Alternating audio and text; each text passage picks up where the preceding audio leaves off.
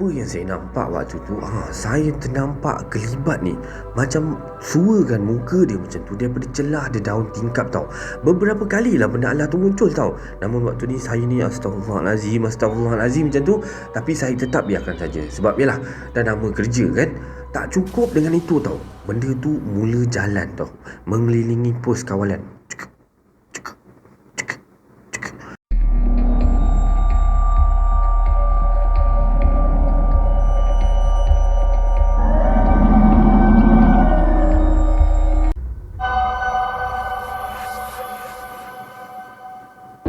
Assalamualaikum warahmatullahi wabarakatuh dan salam sejahtera kepada anda semua. Selamat datang ke channel Kisah Seram Malaysia.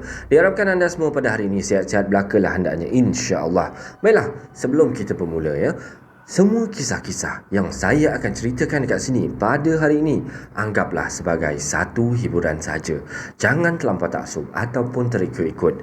Baiklah, sebelum kita bermula, malah kita sama-sama berdoa kepada Allah Subhanahu Wa Taala. Semoga Allah panjangkan umur, murahkan rezeki, berikan kesihatan yang baik dan pemudahkan segala urusan kita di dunia dan di akhirat.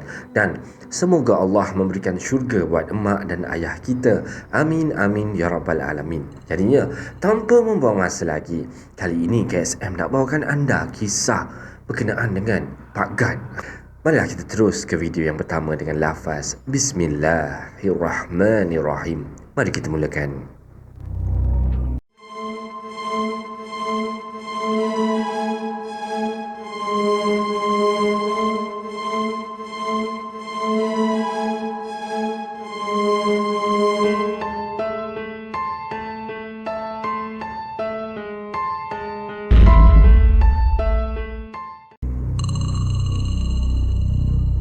Untuk kisah yang pertama ni, macam KSM katakan tadi, berkenaan dengan Pak Gad. Okey, kita terus dengan kisah dia. Yang ini kisah dia guard malam di PPU. PPU tu pos pengawal utama agaknya, TNB kata dia. Assalamualaikum warahmatullahi wabarakatuh semua. Waalaikumsalam warahmatullahi wabarakatuh. Okey, semoga semua anda dalam rahmat dan lindungannya, insya-Allah. Kisah ini ketika saya bertugas sebagai guard shift malam di salah satu pencawang pembahagi utama TNB kata dia, dekat zon selatan berdekatan dengan sebuah padang golf.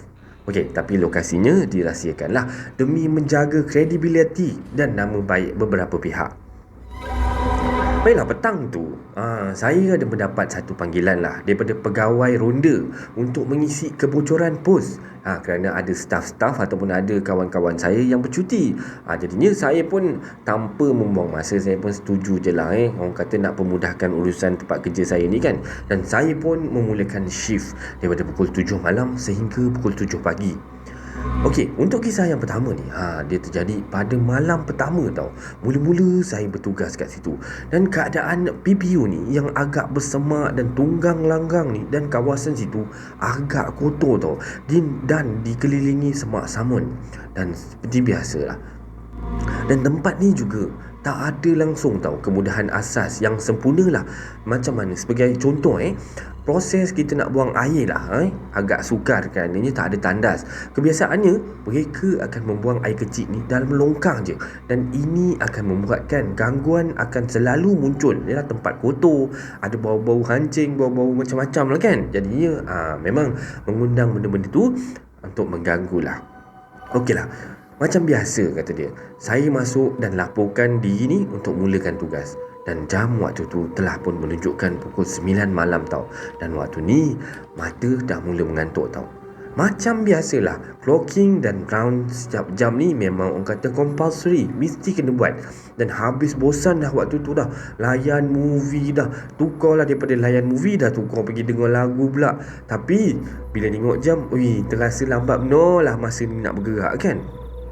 Dan ketika rondaan pada pukul 2 malam, 2 pagi tu, gangguan mula muncul tau.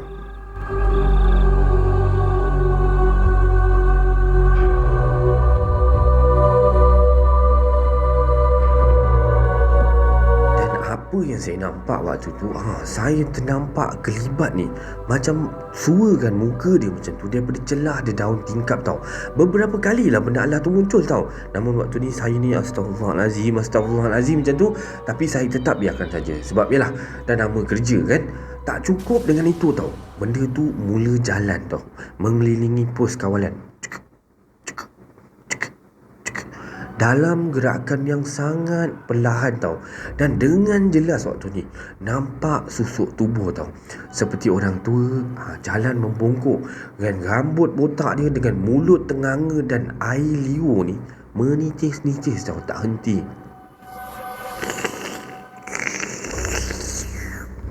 Dan tiba-tiba mata kita orang ni boleh bertentang pula.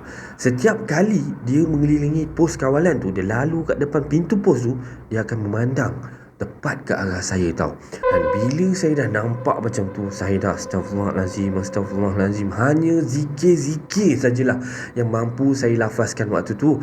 Dan setelah zikir-zikir ni saya lafaz sambil saya tutup mata dan cuba kuatkan diri saya waktu ni dengan memohon daripada Allah SWT, dan hilang sebentar. Susuk tadi tu, susuk orang tua yang berjalan keliling guard post saya ni, dah cuba-cuba tiba-tiba hilang. Dan saya pun mulakan rondaan lah macam biasa waktu tu. Dan pukul 3 pagi pula dia datang lagi, dan kali ini dia mengganggu. Dan kali ini gangguan dia tu ketika saya sedang membuat rondaan lah. Dan dia ni melompat-lompat dekat atas bumbung pos kawalan tau, sambil ketawa.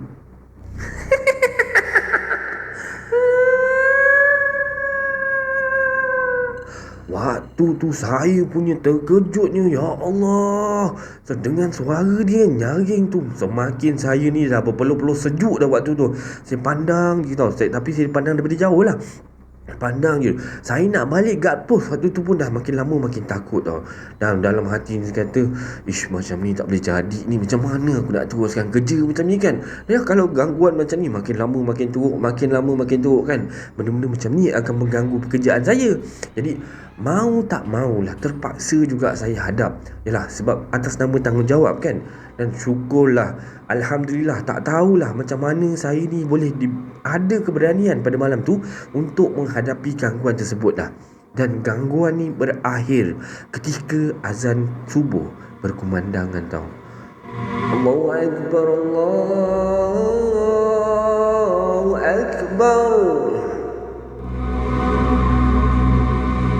Dan untuk malam kedua pula, untuk suatu malam kedua lah, jam menunjukkan pukul 12 malam waktu tu.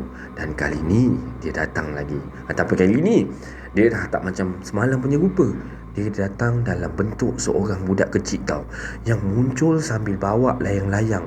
Dia berlari-lari, konon-konon tengah main layang-layang tu, berlari-lari sambil menjerit-jerit, melalak-lalak tau, dekat sebelah TNB ni lah, tempat ataupun tempat kerja saya ni lah. Sebenarnya ada macam kawasan yang dibuatkan rumah kongsi Indonesia. Namun malam tu nampak gayanya macam saya je diorang, macam saya je seorang yang dengar suara kanak-kanak ni bermain terjerit-jerit kat depan ni. Dan diorang ni langsung macam tak sedar tau. Sebab macamnya semua tidur dengan mati lah agaknya kan. Masing-masing tak sedar, tak ada orang pun keluar, tak ada orang pun tengok kan. Dan gangguan budak tu lah hanya berlari-lari lah kat situ sekitar hanya beberapa minit lah macam tu, dan hilang selepas beberapa minit. Jadi waktu ni kan saya perhatikan je lah benda tu kan, malas nak ambil pot tau. Dan malam tu gangguan tu tak lama lah, dan itu saja yang diganggu. Dan gangguan tu berakhir macam tu je. Dan itulah kali terakhir saya bertugas dekat sana. Makhluk-makhluk jin, syaitan dan iblis ni memanglah menghuni alam yang sama dengan kita tau sebenarnya. Mereka ni memang akan selalu untuk cuba nak sesatkan kita, nak cuba nak takutkan kita anak Adam alaihissalam. Jadinya kita kenalah sentiasa memohon daripada Allah SWT perlindungan dan kekuatan supaya kita ni tak terlalu lemah dan tidak mudah terpengaruh dengan mainan ilusi makhluk-makhluk itu. Dan ini adalah kisah seram Malaysia yang pertama. Macam mana anda rasakan kan kisah dia? Kalau kita, itulah saya pernah cakap dulu kan, tak semua orang sebenarnya yang mampu melakukan tugas sebagai pengawal keselamatan ni. Jadi pada anda yang bekerja sebagai pengawal keselamatan kat luar sana, saya ucapkan terima kasih banyak-banyak kan. Okey, kita terus dengan kisah yang kedua.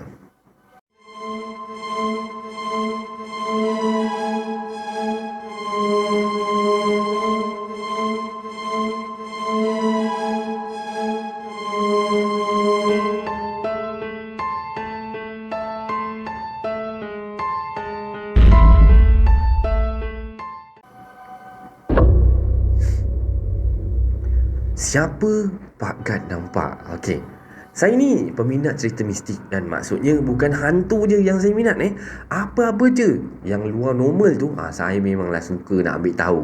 Okey, nak teruskan pada cerita dia. Satu hari tu, masa tu dah waktu balik dekat office saya ni lah. Sampailah saya ni tak sedar tau, hari waktu tu dah nak gelap, nak hujan punya pasal. Jadinya saya waktu tu dah siap-siap kerja. So tunggulah, orang kata time-time dah nak sampai time-time nak balik tu kan. Dalam mengambil masa nak tunggu masa nak balik tu, saya pun main game kejap dekat PC dekat office saya tu lah. Orang kata main Candy Crush lah Orang kata sebabnya stres handle klien. Tak boleh cakap orang putih klien dia, kata dah. Oleh kerana galit sangat waktu tu saya main game ni.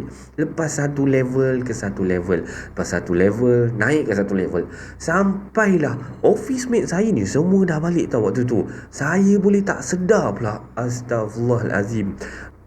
Dan waktu saya tengah galit-galit main game tu lah main game, tiba-tiba kedebang. Kuat gila bunyi tau. Macam ada orang terhempas tau kat dinding bilik sebelah tu. Bilik sebelah tu bilik kosong, sebelah workstation saya tu lah. Dan saya rasa macam bergoyang jugalah lantai tu waktu tu kan. Okey, last week saya ada dengar tau, ada dengar satu cerita pasal member yang masuk dekat situ seorang. Lepas tu kena kacau, siang buta pula tu waktu tu. Dan bilik tu kosong dan berkunci. Sudah waktu tu dia marah ke saya overtime waktu ni. Jadi saya main game je kot, bukannya buat bising ke buat apa kan.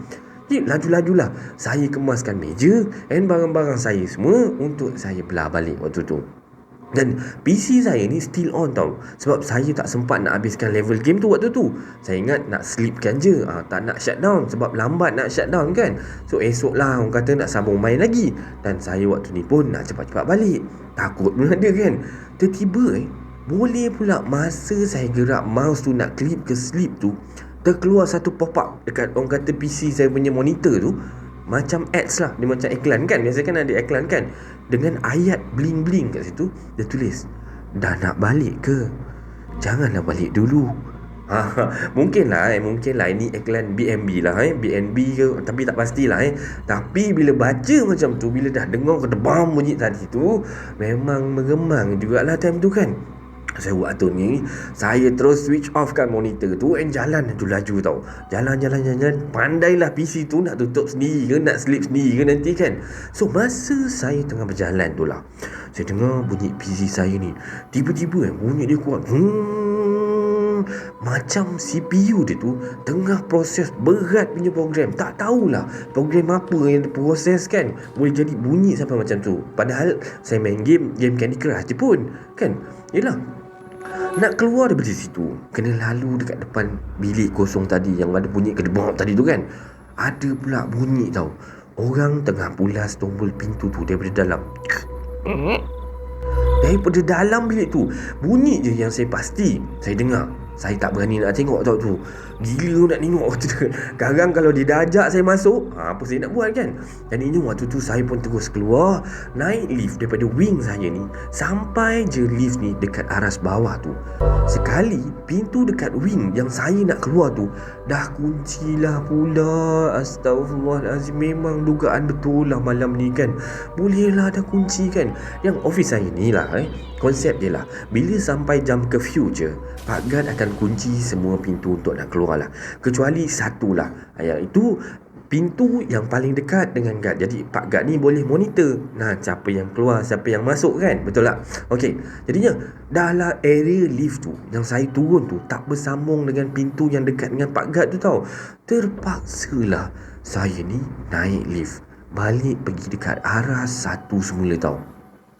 Jadi waktu tu saya pun berjalan dalam keadaan gelap tu lah, daripada wing saya ni ke wing yang lain, bangunan office saya ni lah. Sebab amazingly semua staff balik on time pula hari tu, tak ada siapa pula stay back hari tu. Jadinya semua tempat tu gelap yang amat tau. Sebelum ni saya pernah balik dalam pukul 8 malam, tapi terang lagi, tak adalah orang kata gelap sampai macam ni sekali kan. So saya pun waktu tu astagfirullahalazim, berzikir banyak-banyak dalam hati kan. Orang kata berjalan je lah dengan redanya.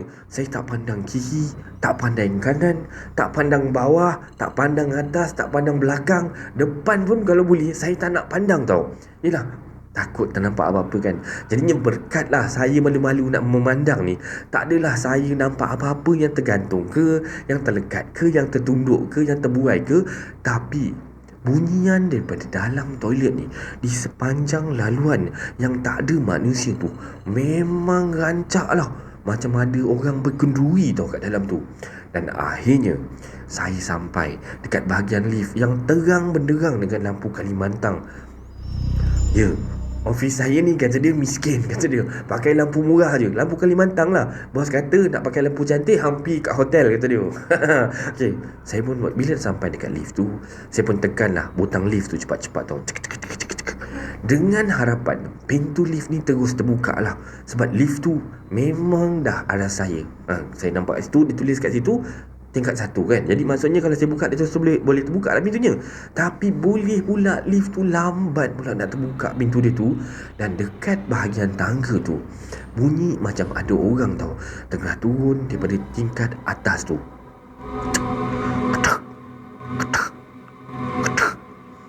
Okey, waktu ni tak apa. InsyaAllah orang lah kot agaknya kan. At last lift punya pintu pun terbuka dengan jaya je. Waktu tu saya pun sebelah kaki waktu tu baru masuk lift, saya terus tekan G tau. Maksudnya pergi nak ground floor lah Dan bila lift tutup ni, lampu lift tu boleh tutup sekali. Pak! Allahu Akbar. Memang betul-betul dugaan lah. Tapi waktu ni saya senyum je lah sambil berdiri betul-betul dekat depan pintu lift tu. Sebab dalam lift tu, kat tempat orang bersandar belakang tu, macam ada cermin kan. Biasa lift belakang tu macam ada cermin kan. At least dalam gelap ni tak adalah saya tak nampak apa-apa kan. So bergelap lah saya. Dalam 2-3 minit jugalah perjalanan daripada tingkat 1 tu nak sampai ke ground floor tau. Jadi lift tu ke bawah. Nak buat apa-apa, orang kata nak buat macam cek-cek WhatsApp pun saya tak berani lah waktu tu, orang kata. Jadinya bila sampai dekat bawah tau dengan selamat waktu tu, saya pun try lah buat muka macam belagak macam biasa lah. Buat macam tak ada apa-apa jadi. Sebab takut sebenarnya kalau Pak Gad ni nampak pula saya tengah takut kan waktu tu.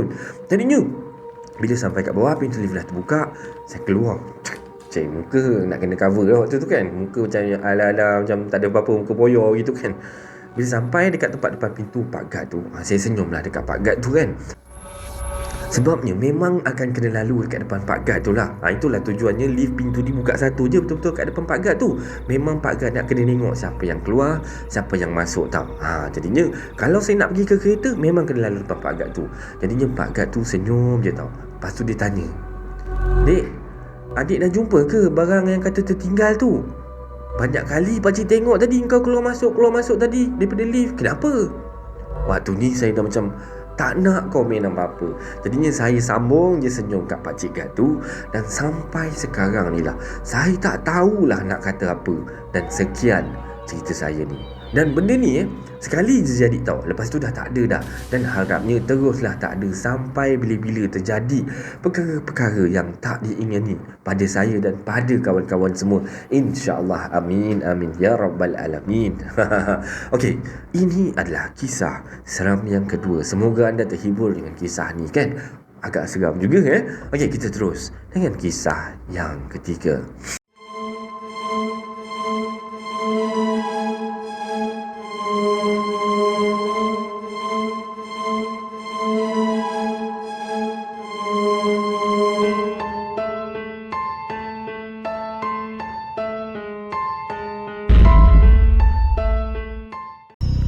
Okey, baiklah. Untuk kisah yang ketiga dan seterusnya lah kita terus dengan kisah dia.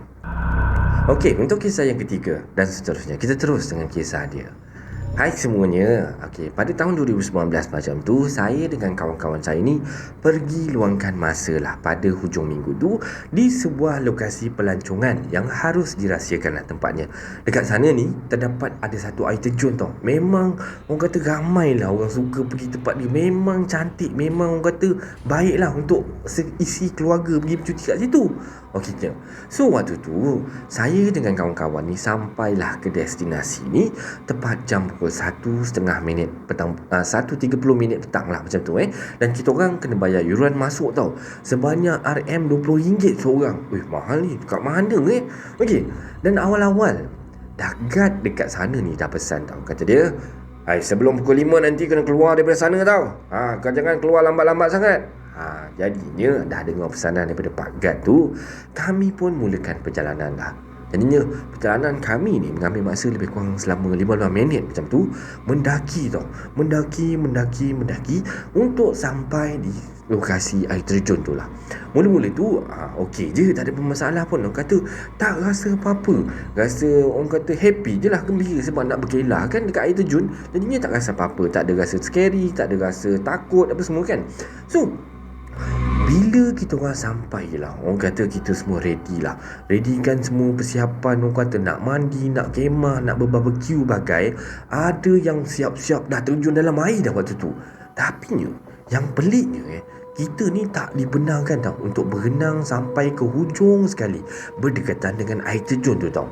Jadinya saya pula walaupun sibuk bantu kawan-kawan waktu ni, tengah sibuk-sibuk kan nak buat barbecue, kemas-kemas tempat nak bersantai apa, kemas hampa rak, hampa tikar apa semua kan. Dalam-dalam saya tengah mengemas tu, hati ni terdetik tau. Kenapalah tak boleh lalu dekat area situ? Maksudnya tak boleh lepas ke kawasan air terjun tu Apa masalah dia? Apa yang misteri dia je kan? So bila dah siap-siap kemas barbecue punya tempat apa semua tu, dah settle apa semua, saya dengan kawan-kawan yang lain pun mulakan permandian, bermandi-manda lah, berenjoy-enjoy kami ni kan. Sebab saya time tu ni masih belum pandai sangat orang kata nak berenang. So saya ni tak beranilah untuk berenang jauh-jauh tau. Kesiannya saya waktu tu kan. Okey, tiba-tiba kawan saya panggil, kata dia, sini lah. Dia panggil saya ni untuk berenang tau, melalui kawasan yang orang kata Pak Gad tadi pun dah larang, kata dia jangan lalu sampai situ kan. So mula-mula waktu tu bila dia panggil tu, saya ni tak perasan tau. Jadinya saya pun ikutlah dia ni pergi berenang ke sana. Makin lama makin jauh ni kan. Pegang batu je lah waktu tu. Yelah, saya pun tak pandai sangat berenang, jadi saya berenang sambil tu pegang-pegang batu, tebing-tebing kat tepi tu kan. Dan tiba-tiba saya terperasan tau, yang saya ni dah langgar peraturan dah waktu tu. Allahu Akbar, alamak, kata dia. Jadi saya pun marahkan lah si kawan saya ni. Kenapa pula lah kau ajak aku sampai ke sini kan? Kan ini tadi Gad kata tak boleh lalu sampai sini, tak boleh main dekat sini. Dan dia waktu tu apa lagi, berenang semula ke tempat asal sambil ketawa-ketawa. Dan dengan selamanya kawan saya ni, dia tinggalkan saya seorang-seorang je dekat kawasan larangan tu tau. Jadi masa saya berenang untuk balik semula ke tebing, ke tempat yang selamat tadi tu, saya ikut batu-batu tu lah. Dan saya rasa macam tak sedap hati sangat tau tu. Yelah, satu dah petang, keduanya saya seorang-seorang, kawan saya dah tinggalkan saya dekat situ. Jadinya memang rasa lain macam tau. Tiba-tiba je perasaan lain macam ni datang. Jadinya saya pun orang kata cubalah nak panjat batu tau, supaya saya boleh naik ke tebing. Tapi tidak semena-mena terasa macam benda seolah-olah ada satu rambut yang panjang ni, dia melingkari kaki saya tau. Dan makin lama benda tu makin kuat tarik tau. Bila saya tarik kaki saya nak naik ke atas, benda tu makin kuat grip kaki saya tau. Jadinya tiba-tiba saya rasa kaki saya ni cramp dan tidak dapat bergerak tau masa tu.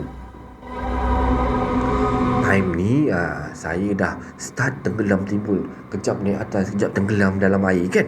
Dan tiba tu Dan masa itulah saya dah mula menangis dah. Saya tak fikir dah yang saya ni akan hidup tau. Nak teriak pun tak dapat tau. Dan mulut saya dah masuk banyak sangat air waktu tu.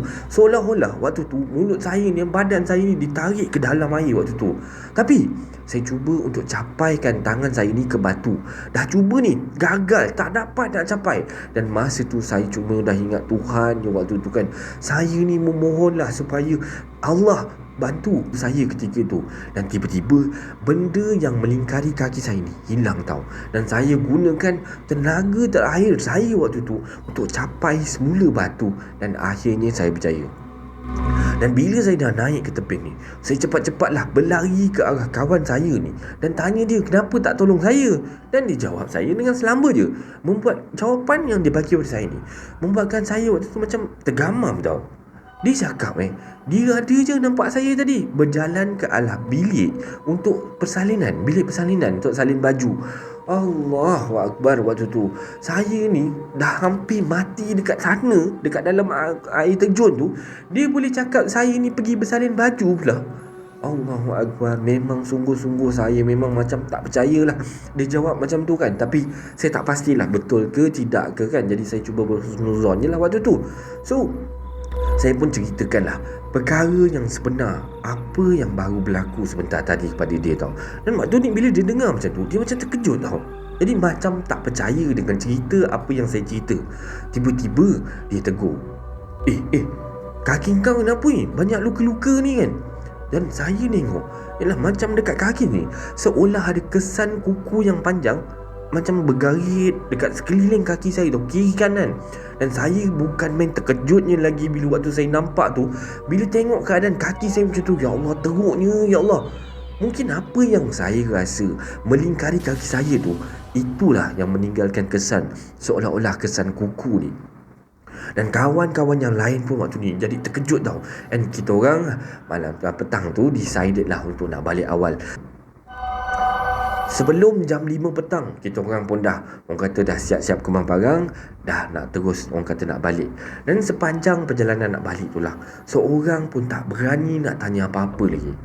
Apa lagi orang kata nak menoleh, nak pandang, nak buat investigation apa yang ada dekat sekeliling waktu tu. Dan sampailah kita semua ni jumpa dekat Pak Gad tu tadi tau. Sempat pula Pak Gad tu cakap tau, lain kali jangan langgar. Tadi Acik dah cakap, kau tak dengar. Pak Gad tu boleh sound macam tu lah. Jadi sampai je dekat kereta, kita orang pun teruskan perjalanan balik ke rumah. Dan saya ni sampai je kat rumah, teruslah saya bersih-bersihkan diri, mandi-mandi apa semua, ambil wuduk, solat.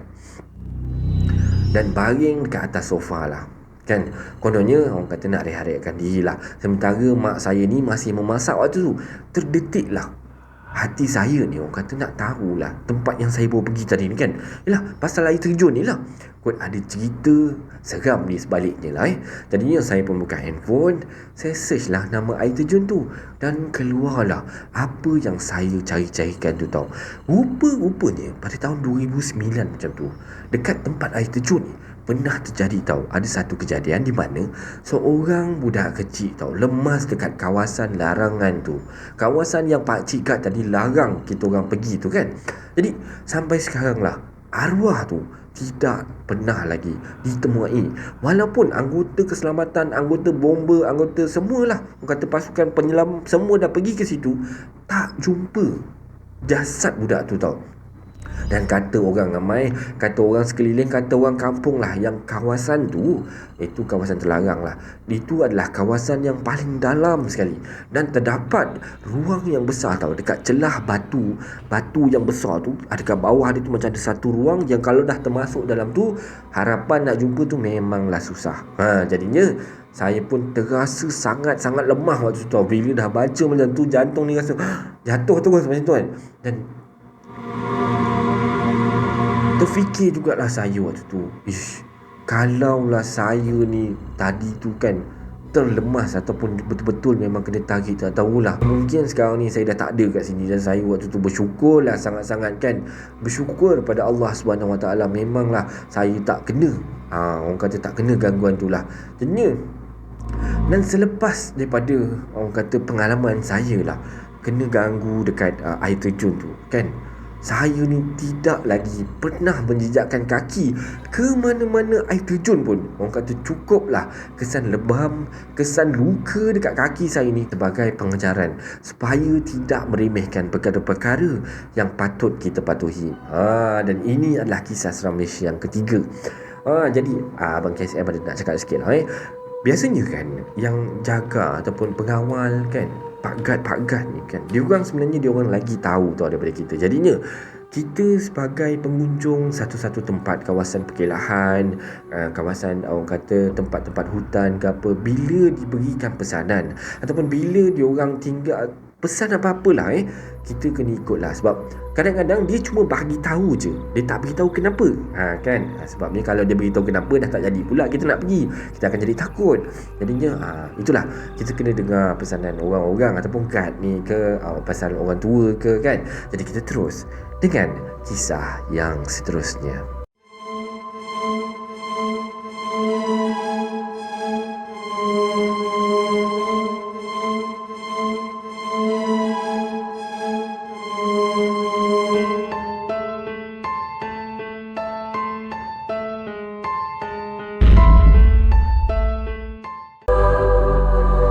Okay guys, untuk kisah yang terakhir untuk malam ni, kita terus dengan kisah yang keempat. Ini adalah berkenaan dengan satu kisah dekat satu resort. Dekat ni berkenaan dengan satu kumpulan, satu keluarga ni yang membuat orang kata family day macam tu lah, yang diadakan di salah sebuah resort yang terletak dekat Negeri Sembilan. Orang kata telah pun menjadi satu memori seram walaupun sudah 7 tahun berlaku, tapi orang kata benda ni masih lagi segar dalam ingatan dia dan sukar untuk dilupakan untuk dia dan keluarga dia lah. Orang kata, dan dia kata lagi, walaupun diberi sekalipun tiket penginapan percuma untuk nak ke resort tersebut ni, pasti saja kami sekeluarga ni akan menolaknya. Dan ini adalah kisah dia. Okey. Sambutan hari keluarga ni diadakan di kawasan pantai lah, yang terletak di belakang resort, yang telah membawa pelbagai peristiwa seram kepada kami sekeluarga. Acara sukan nikah dijalankan pada waktu pagi dan berakhir menjelang tengah hari. Jadinya mak saya dengan dahi yang berkerut waktu tu berulang-ulang kali tau mengira 1, 2, 3, 4, 5.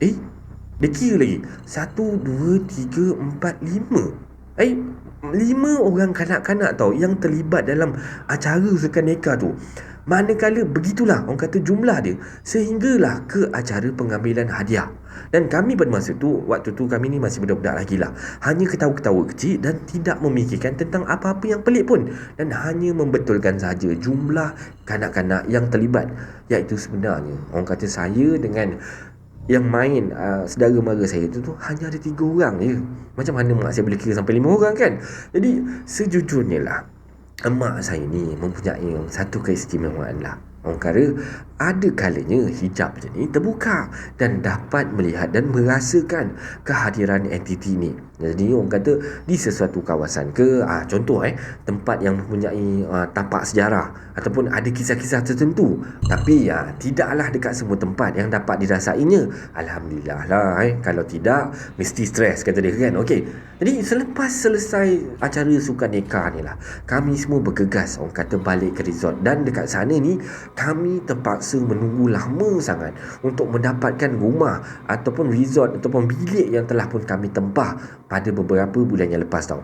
Ini adalah kerana penyewa sebelum ni lah telah menambah beberapa jam untuk stay dulu, dan kerana kami ni dah terlalu letih dengan acara sukan nikah pagi tadi tu, kami pun orang kata desak lah pihak resort ni untuk bagi rumah yang lain. Jadinya setelah didesak, mula-mula resort tu macam tak boleh nak kasih kan, dan lama-lama bila dah desak, jadi resort ni pun menyediakan orang kata apartmen 3 bilik dan 2 bilik air. Jadinya kami ni telah menempah 2 biji rumah untuk menampung keluarga besar kami lah. Jadinya ibu, ayah, kakak, adik serta anak beranaknya ditempatkan dekat satu unit lah yang betul-betul berhadapan dengan kolam renang. Manakala saya dengan anak beranak serta abang saya ni dengan anak beranak dia ni ditempatkan dekat satu unit yang paling ujung sekali tau. Okey, apabila kami memasuki rumah tersebutlah, kami yang begitu penat waktu tu terlupalah nak baca, orang kata ayat nak masuk rumah tempat baru kan. Terlupa nak baca surah-surah, terlupa nak baca Yasin, bukan Yasin lah, nak baca ayat kursi kan. Dan orang kata dek kerana itu jugalah, dan mungkinlah penyebabkan kami semua ni telah diganggu.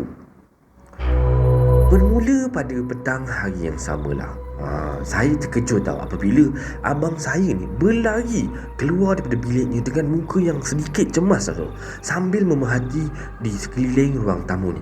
Dia tanya pada saya, ada sesiapa tak yang mengetuk pintu bilik air dia ni berkali-kali, kata dia. Dan apabila pintu bilik air ni dibuka, dilihatnya kat depan tu tak ada sesiapa pun dekat dalam ruang bilik dia tu tau. Dan saya waktu ni macam terpaku tau, kerana telah pergi ke kolam renang waktu tu, dan hanya saya dengan abang saya saja yang berada dalam rumah tu waktu tu tau. Dan kami waktu ni dah terdiam dah dan berpandangan antara satu sama lain.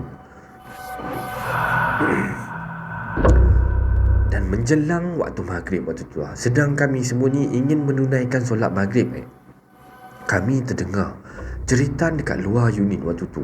Dan alangkah terkejutnya kami waktu tu apabila mendapat tahu anak adik saya, iaitu nama dia Kasih lah budak tu, yang ketika itu baru berusia 3 tahun, telah lemas di dalam kolam renang dewasa. Allahu Akbar. Muncullah ada anak abang saya yang berumur 12 tahun waktu tu, dekat mana dia pada ketika itu dia berada di beranda luar unit kami tau. Dan dengan pantas dia ni berlari menuju ke kolam renang tersebut kerana terdengar jeritan, suara orang seakan meminta tolong. Dan anak abang saya ni dapatlah menyelamatkan Kasih pada waktu tu. Dan pada masa kejadian, kelihatan penghuni daripada tingkat atas yang berada ni di hadapan kolam renang tu tau. Yalah, maksudnya orang daripada tingkat atas, dia orang pun ada sekali lah waktu kat situ kan. Dan mereka telah sampai awal daripada kami semua, dan mereka lah yang menjerit meminta pertolongan. Dan kata makcik dengan anaknya, iaitu saksi kejadian ni, ketika mereka sedang berborak-borak dekat beranda lah, mereka ternampak Kasih ni berjalan seorang diri tau.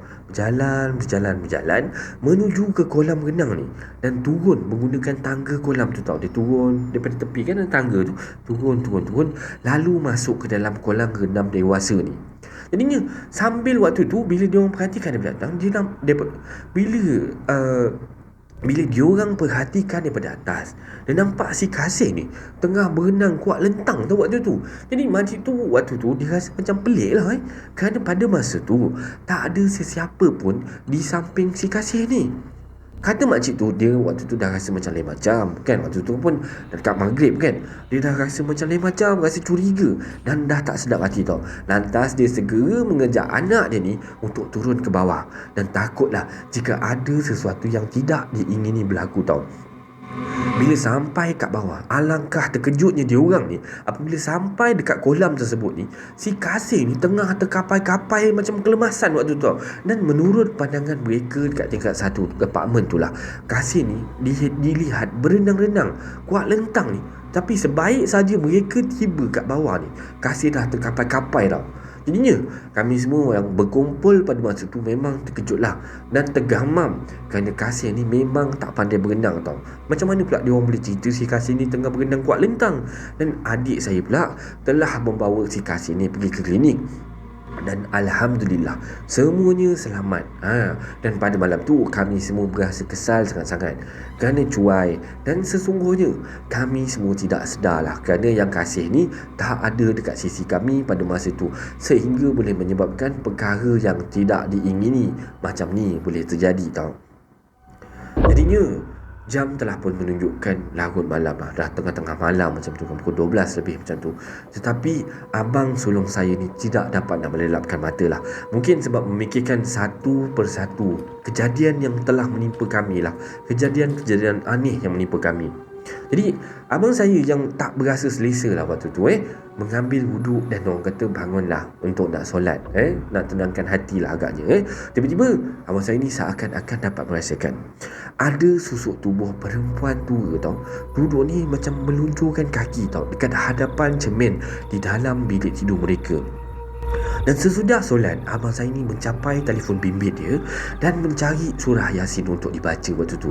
Tetapi dia terkejut apabila skrin handphone dia ni tertulis surah Yasin tu. Memang macam biasalah, kita ambil handphone, kita buka apps yang untuk surah tu kan, buka konon-konon kita nak baca. Tapi apa yang membuatkan abang saya terperanjat waktu tu, dekat skrin handphone ni ditulis surah Yasin tapi terbalik tau, dalam keadaan terbalik, dan potongan ayat ini menjadi terbalik dan sangat-sangat sukar dibacalah.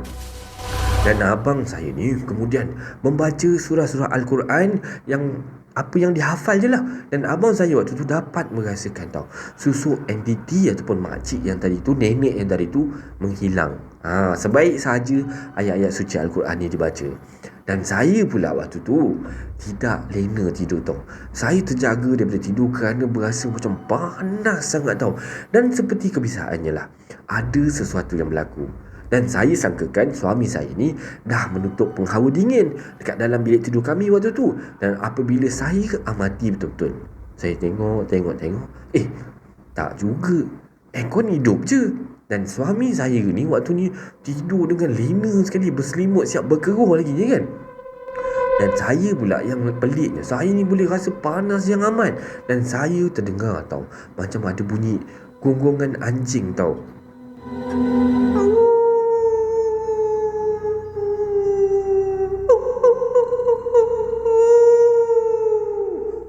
Bunyi tu punyalah kuat daripada tingkap luar bilik kami tau. Dan saya waktu ni punyalah takut dan tiba-tiba terfikir tau, macam mana sebuah resort yang besar macam ni, yang keliling ni berpagar, boleh ada anjing. Dan suara anjing tu punyalah kuat, macam betul-betul anjing tu ada dekat depan pintu bilik resort kita orang tau. Dan waktu ni saya tak adalah kejutkan suami saya kerana takut. Dan saya hanya mengeraskan badan waktu tu, selubung dengan selimut, orang kata, terus sambil ambil bantal tekuk kat telinga. Orang kata tak nak dengar lagi bunyi anjing tu. Dan saya ni teruslah baca-baca, orang kata, ayat-ayat suci Al-Quran kan. Dan suara anjing-anjing tu hilang tau apabila azan subuh berkumandang. Allahu Akbar, Allahu Akbar. Adik saya dan isteri dia pula, yang berada dekat unit yang lain, yang satu bilik dengan mak ayah saya tadi, juga telah diganggu tau malam tu. Pintu bilik tidur mereka ni terbuka secara tiba-tiba tau. Seperti ada yang membukanya. Dan adik saya bangun dan cubalah nak jenguk dekat luar waktu tu kan. Tapi tak ada sesiapa pun. Dan muncullah kami hanya bermalam untuk satu malam saja dekat situ. Dan keesokan harinya, apabila kami nak keluar daripada resort tu, kami telah berceritalah tentang satu persatu peristiwa yang telah berlaku. Dan kami cuma bertanya pada si kasih ni lah, sebab yang kasih ni yang lemas semalam tu kan, anak abang saya, anak adik saya lah kan, tentang kejadiannya yang terjadi dekat kolam renang ni.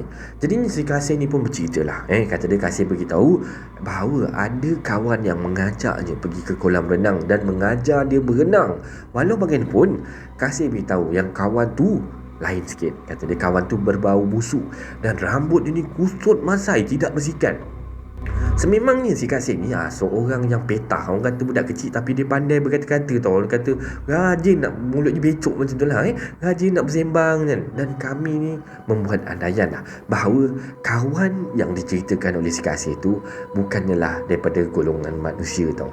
Lagi mengejutkan, sebelum bergerak pulang, pakcik kat resort ada memberitahu kami, dikatakan kolam renang tersebut ni pernah ada kes budak mati lemas kat situ. Jadi saya pun lepas tu dah dalam kereta dah nak balik ni, saya pun buka handphone, search lah dekat Google, mencari nama resort tu lah dekat Google kan. Dan alangkah terkejutnya saya waktu tu bila saya dapat tahu yang resort tu adalah salah satu resort yang tersenarai di dalam most top, orang kata, haunted hotel in Malaysia. Kan jadinya. Dan jadi sejak daripada kejadian itulah, saya sebelum saya nak check in mana-mana, sebelum saya nak pergi bercuti ke mana-mana, saya akan buat research dulu sebelum menginap dekat satu-satu tempat. Dan ini adalah kisah seram Malaysia yang terakhir untuk hari ini. Semoga anda terhibur dengan kisah-kisah seram Malaysia. Maafkan KSM sekiranya ada kesalahan kata, tersalah bahasa kan dalam menyampaikan cerita kali ini.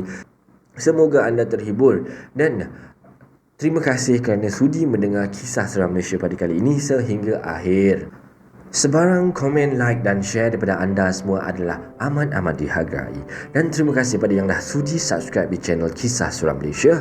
Dan yang masih belum tu, bantulah saya dengan menekan butang subscribe, like dan sharekan video ini kepada kawan-kawan anda. Sokongan daripada anda semua adalah ibarat satu pembakar semangat buat saya untuk teruskan berkarya agar saya terus berusaha untuk membuat banyak video-video yang baik, yang menarik dan berkualiti untuk anda semua tonton, insya-Allah. Jadinya, yang baik itu datang daripada Allah Subhanahu Wa Taala dan yang buruk itu datang daripada kelemahan diri saya sendiri.